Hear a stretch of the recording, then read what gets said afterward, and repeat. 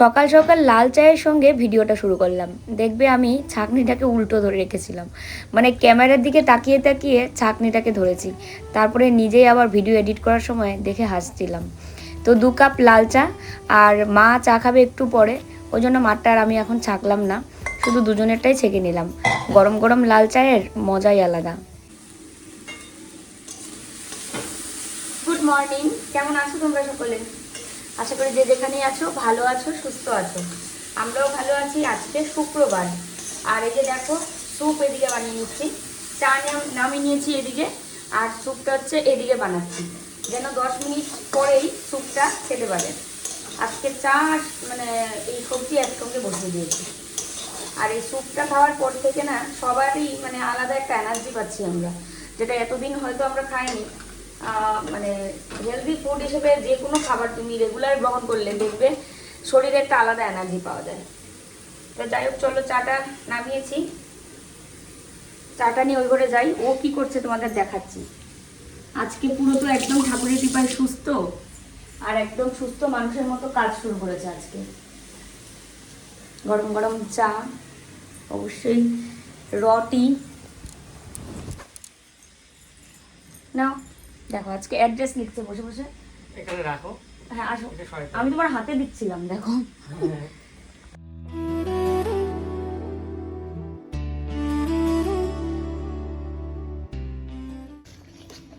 Soup একদম ready. কর্নফ্লাওয়ারগুলোও দিয়ে দিয়েছি কিছুক্ষণ আগে, ভালো করে ফুটিয়ে তারপরে লাস্টে আমি দিয়ে দিলাম গোলমরিচ গুঁড়ো।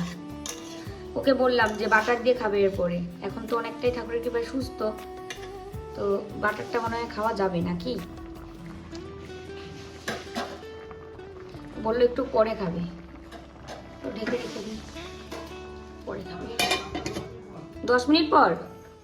আজকে আমাদের সাথে ওরও বড় মাছ দিয়ে আর কি, মানে বড় মাছই রান্না করবো আর কি। ওরটাও এই যে এখানে আছে মাছ, চাল ভিজিয়ে রেখেছি, ভাত বসাবো একটু পরে। আর ওই শানু, এরপরে কি বাটার দিয়ে খাবে? ঠিক আছে। হ্যাঁ, তোমার লিখতে অসুবিধা হচ্ছে না? পেটে চাপ পড়ছে না? আমি সুস্থ। কি আমি তো অসুস্থ হলে না না, সুস্থ তো ঠিক আছে, কিন্তু পেটে চাপ পড়ছে এরকম আবার করো না কিছু, পেটে চাপ পড়ছে না। কারণ সুস্থটা ভালো করে হয়ে নাও। আমার এমনি ভালো লাগতেছে, আমি কাজ করতেছি না, আমার ভালো লাগতেছে। মিকিকে দাও, মিকি লিখে দিক। পড়াশোনা পড়াশোনা শিখাইছি কি এমনি বসে বসে দেখার জন্য? এখানে সই করো, সাপ দাও। হ্যাঁ পুচু। মিকির মার নামে তো পুচু ছিল। কি জ্বালা গো। তো এই যে দেখো স্যুপ, সব প্রোডাক্ট আনিনি, এখানে আরো কিছু প্রোডাক্ট বাকি আছে। তো অনেকক্ষণ আমরা ওই যে বুকিং নিচ্ছিলাম আর কি, তার মধ্যে যে এগুলো এখন প্যাকিং করতে বসবো, ওই ঘরেও আছে, ওগুলো নিয়ে আসতে হবে, চেয়ারেরগুলো না, ওই নিচেরগুলো। আর এগুলো প্যাকিং করতে বসবো, তা ভাবলাম খেয়ে নিয়ে চলো, তার মধ্যে কারেন্টও চলে গেল। না বিছানায় তো দেখো না।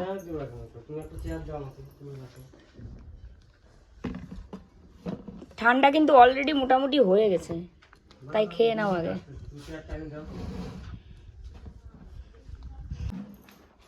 এটার মধ্যে বসতে পারবা?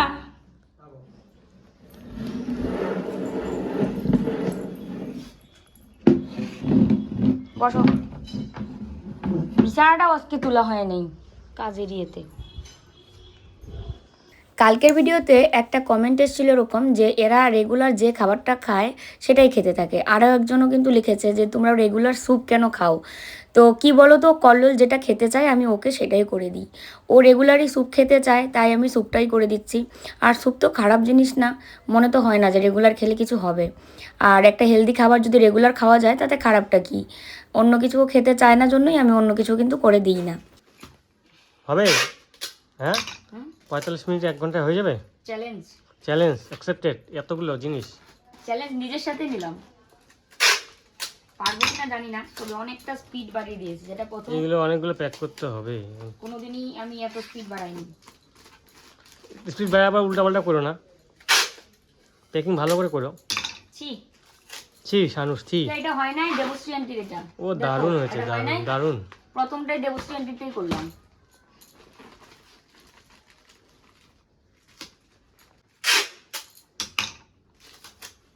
কি যে করবা তুমি আজকে? ওই দিন দেই নাই, দিছো তো, আমি ওটার জন্য না, তুমি টোটাল 2 দিন দিলা না? হ্যাঁ টোটাল 2 দিন দিলাম।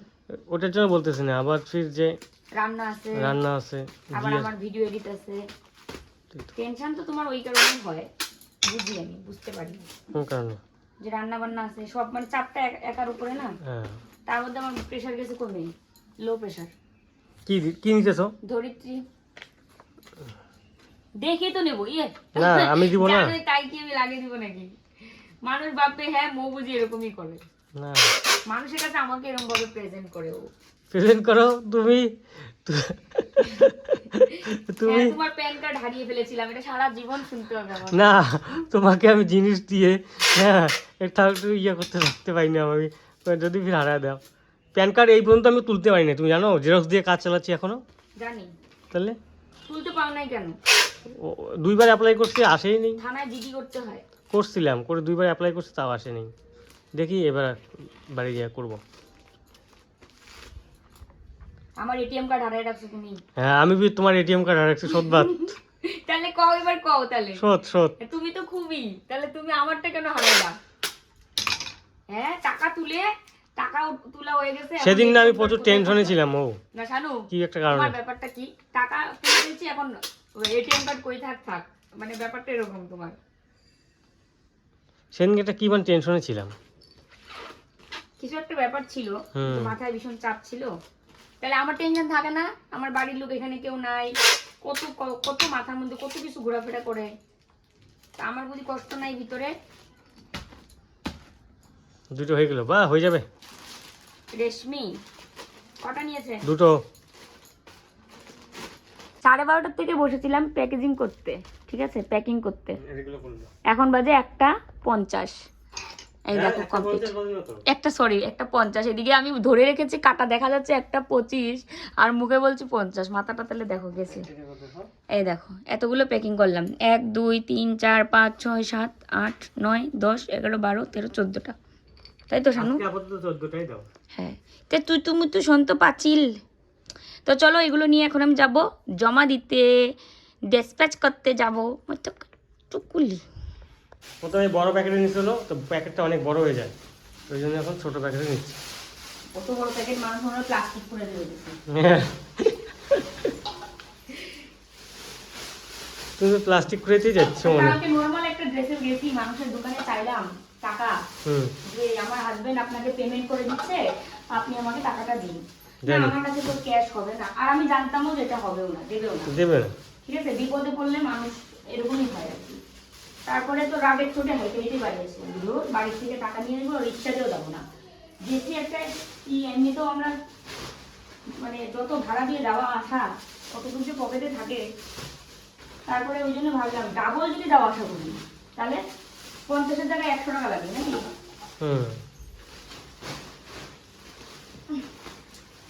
নিচে কি আজকে আমাদের একটু যাবে হেল্প করার জন্য? না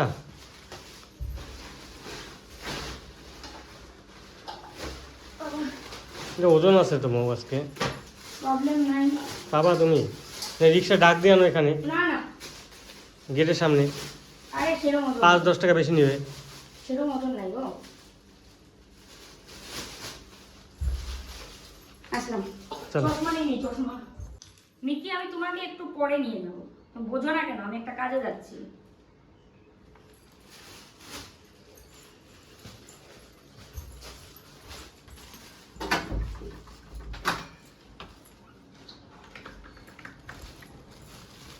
পাকড়টা পুরো ভেজা। ঠিক আছে, হ্যাঁ।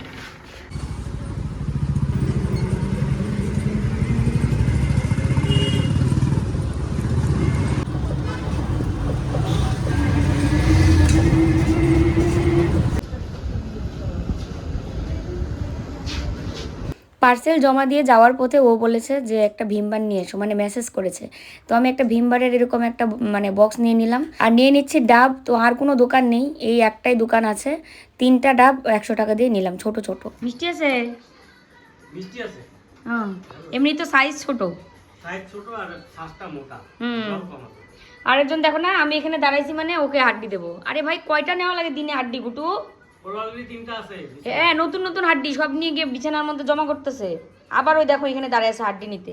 এই যে এটা ওর হাড্ডির প্যাকেট, এটা দাঁড়িয়ে আছে দেখে। দিও না, ওগুলো আগে শেষ করো। বেশি লোভ হয়ে গেছে বাচ্চা বুচ্চু। এসে রান্না বসিয়েছি, লাইটটা জ্বালাই করে।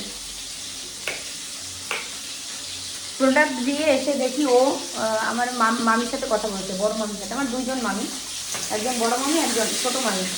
তো বড় মামির সাথে কথা বলছে, তারপরে মামির সাথে কিছুক্ষণ কথা বললাম, সেই ছোটোবেলার কথা। মানে দাদুর বাড়ি যেতাম, কতই না মজা হতো সব ভাই বোনদের। এখন তো কি সবাই বড় হয়ে গেছে, সবাই যার যার মতো ব্যস্ত, এখন আর কেউ কারো বাড়ি সেই যাওয়ার ইয়েটাই নেই। ছোটোবেলায় সবার বাড়িতে সবাই যাওয়া হতো, এখন যেন সব যুগটাই পাল্টে গেছে, কেউ কারো বাড়ি যাওয়ার মতো সেই সুযোগ সময় কিচ্ছু নেই। যত আধুনিক সময় ভালো, তত যেন খারাপ মনে হয়। একদম দেখো। তো আজকে মাছ কিন্তু সবার জন্য বড় মাছই রান্না করছি। ওই বলছে আজকে আর মানে ইয়ে খাবো না, বড় মাছ বলতে কি, এর তেল তো নেই, 1 কেজি ওজনের মাছ এটা আর কি। তো রান্না করবো আলু আর পটল দিয়ে, আর তার সাথে রাঙা আলু আর মিষ্টি কুমড়ো, মানে কুমড়ো, এই দিয়ে একটা সবজি বলতে এই তো মাখা মাখা একটা কিছু বানাবো আর কি, সবজির মতোই। আর হচ্ছে তোমার ডিম সিদ্ধ হয়েছে, মানে ডিম সিদ্ধ আর ভাত মা করেছে, আর আমি রান্নাগুলো করবো। কল্লোল বলছিল তোমাদের সঙ্গে আজকে আমারটাও রান্না করে ফেলবে। অনেক দিন তো হলো এইভাবে খেতে খেতে, আর ভালো লাগছে না। আর আমাদের সাথে কি আর ওর সাথেই কি, আমি যাই মানে ওর জন্য রান্না করলেও যতটুক তেল বা যা মশলা দিই, সেটা আমাদের জন্য রান্না করলেও তাই করি। আমি এক্সট্রা কোনো মশলা বা বেশি তেল কোনোটাই ইউজ করি না। সামান্য একটু তেলে কিন্তু মশলাটা ভেজে নিয়েছি, জিরে বাটা, আর কিচ্ছু না। আর টমেটো দিয়েছি তো, তাই খুব সুন্দর হয়েছে কালারটা। এই আলুটা কে কে এমনি খেয়েছো? রাঙা আলু, ঠিক আছে, যেটা সেদ্ধ করেও খাওয়া যায়, পুড়িয়েও খাওয়া যায়, আবার কাঁচাও কিন্তু খাওয়া যায়। আমার তো দারুণ লাগে। অর্ধেকটা খেয়েছি মাছ বসিয়ে রেখে, তারপর আবার হাত ধুয়ে আবার রান্না মানে সবজিটাই করেছি দিয়ে, এখন আর বাকি অর্ধেকটা খাচ্ছি। ভীষণ ভালো লাগে আমার।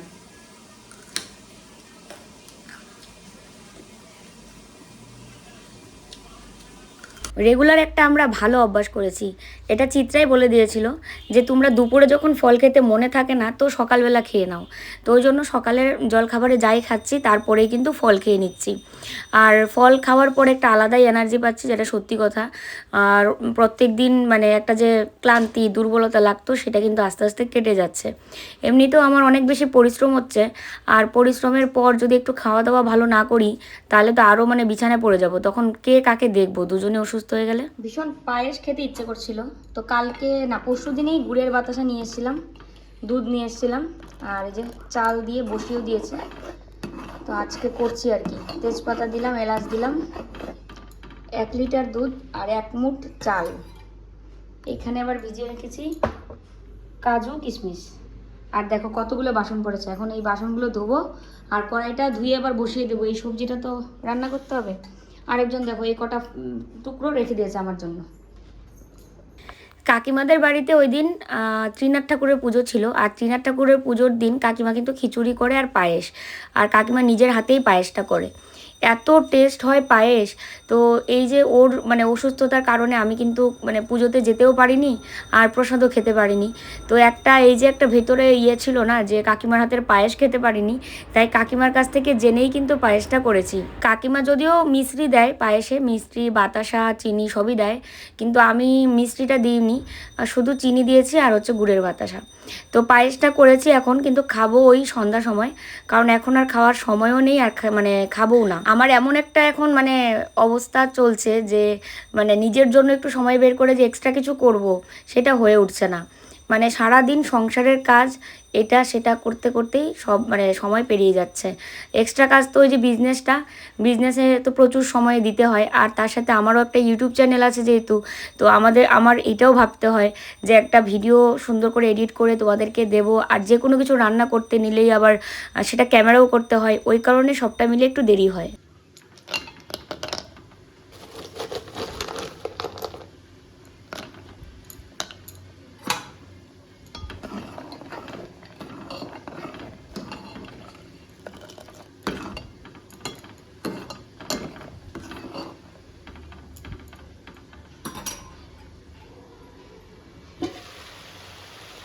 খাওয়া দাওয়া শেষ করে নিয়ে ছাদে আসলাম একটু।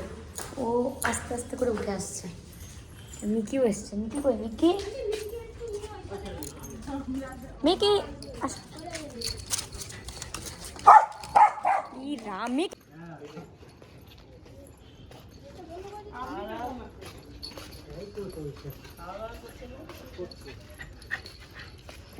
আমি যাচ্ছি এখন দোকান।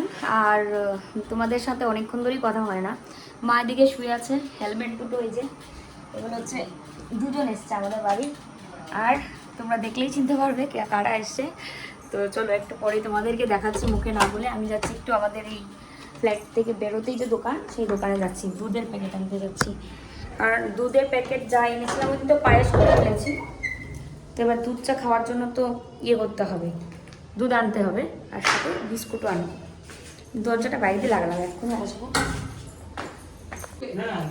এই যে দেখো আমাদের বাড়ি থেকে এসছে বুনু আর হচ্ছে দাদা। এই দাদা তো অপারেশনের দিন ছিল, এই দাদা আর ওই যে কি বলে শেলিদির হাজবেন্ড দাদা, ওই দুই দাদা ছিল। এত গল্প, মানে সবাই মিলে তোমার যে অপারেশন একটু যে চিন্তা করব সেই উপায় নেই, চিন্তা করলে ইমোশন হয়ে যাবো। দুই দাদা ভুলিয়ে রেখেছে। যাই হোক গল্প হচ্ছে, আমি এদিকে চা করছি। আমি তো গিয়ে দুধ পাইনি, তারপরে ওই গিয়ে আবার ওই এখানে সামনে একটা দোকান আছে, ওখান থেকে আস্তে আস্তে হেঁটে গিয়ে নিয়ে এসছি। এই যে এখানে দুধ চা করছি। বুনু তো দুধ চা খাবে না, ওর জন্য লস্যি এনেছে। আর কল্লোল ছাড়া আমরা বাকি তিনজন, মা আমার আর দাদার জন্য তিনজনের জন্য চা বানাচ্ছি। আর এদিকে বিস্কুট টিস্কুট সব রেডি করে রেখেছি। চাটা হলে শুধু চাটা ঢালবো।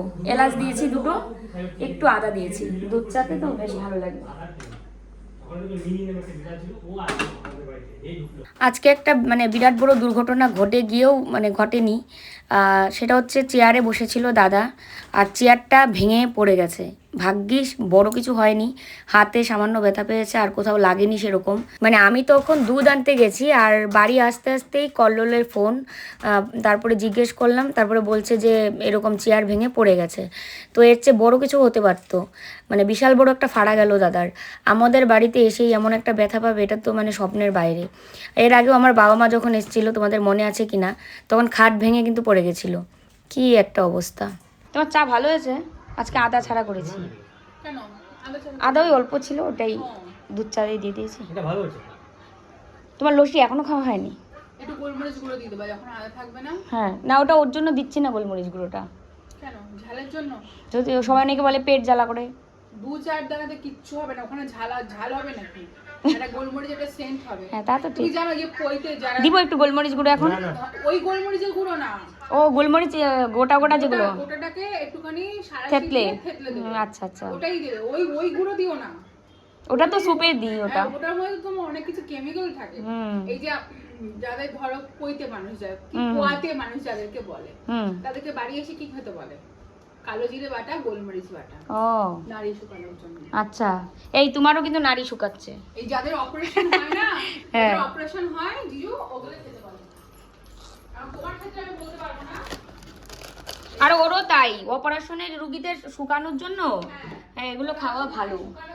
হ্যাঁ হ্যাঁ, এটা আমার চা।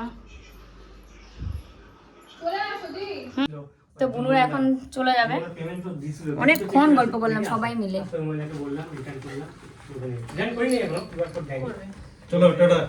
দেখো আমাকে বলছে আমাকেও নিয়ে যাও, আমাকেও নিয়ে যাও।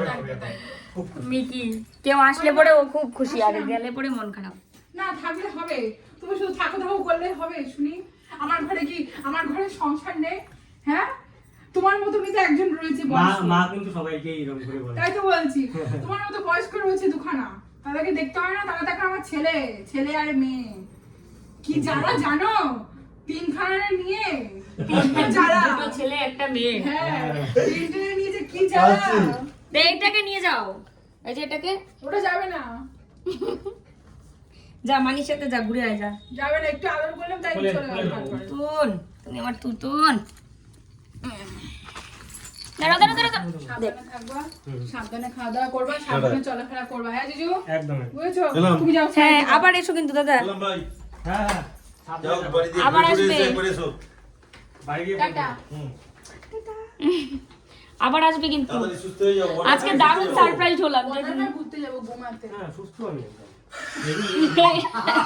একদম। ভালো বলেছে। হ্যাঁ, ওয়াটার পার্ক চলো, আমি আসি আজকে। ঘুমাতে ঘুমা কোথায়? ঘুমা অশোকনগর ঘুমা ওখানে।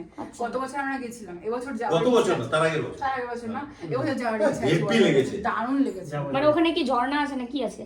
Water Water park. park। Water park মানে যে তুমি water park গেছিলেন, পুরো নিকো সুইমিং পার্কে? পুল রয়েছে, আবার তারপরে কি দোল মানে জানি। ইয়ের মধ্যে থেকে গিয়ে তুমি ভুলে গেছি, আচ্ছা, নিকো আচ্ছা। পার্কে যে তোমরা ওয়াটার পার্ক আর গেছিলে, সেই মোটাই। ওইরকম আছে। সেম আছে, অনেক ভ্যারাইটি আছে। আচ্ছা, তাহলে তো যাওয়া লাগবে। মানে কেভের মধ্যে দিয়ে তুমি কেভের মধ্যে দিয়ে গিয়ে স্লিপ করে গিয়ে তোমার কথা তো জলে বলেনি, পড়ছো। দাদা বলছে আমার কথা, বন্ধু বন্ধু যাবো, ছেলে ছেলে। না গো, না না, সবাই মিলে যাবো। এখানে সবাই যাবো, যেখানে যাওয়ার সবাই মিলে কথা যাবো। সেখানে এখানে সেখানে আমি সবাই মিলে যেতে যাবো। পারবে না। আসি দিয়ে। হ্যাঁ, আবার আসবে কিন্তু। এখানে ভালো সময় কাটলো। তো এই যে অল্পই একটু পায়েস আছে, এটুকু মার জন্য আমি একটু নিয়েছি, আর ওকে সামান্য একটু দিয়েছি, আর ওই যে চিত্রাবনুর ছেলেটার জন্য একটু দিয়ে দিয়েছি, আবার দাদাকে একটু দিয়েছিলাম। মানে ও অল্প একটু পায়েস করেছি, সবাই একটু। আমার ভীষণ পরিমাণে খেতে ইচ্ছে করছিল, ভীষণ পরিমাণে খেতে ইচ্ছে করছিল পায়েস। আর মনে হয় ওই গেস্ট আসবে জন্য ওই ভগবান আমাকে আগেই বানিয়ে, মানে আগেই আমার দ্বারা বানিয়ে রেখেছে, বুঝছো শানু? পায়েসটা আর মিকিকেও দিয়েছিলাম একটু পায়েস। গুড়ের বাতাসা তো সেখানে বেশি টেস্ট।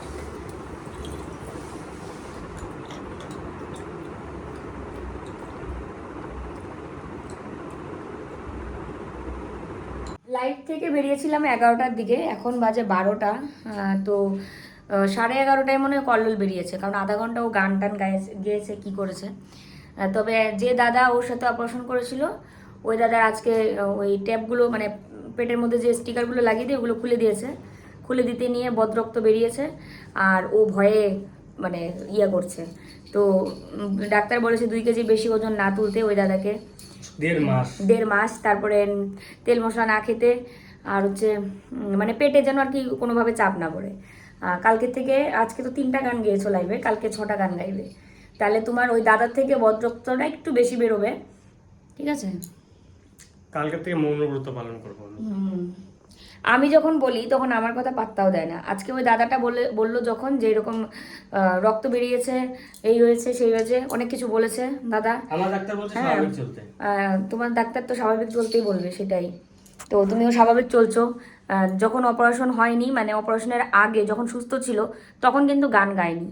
এখন অপারেশন থিয়েটার থেকে এসে 3-4 দিন পরেই যখন সুস্থ ফিল করছে, তখন লাইভে শেষে ওনাকে গান গাইতে হবে।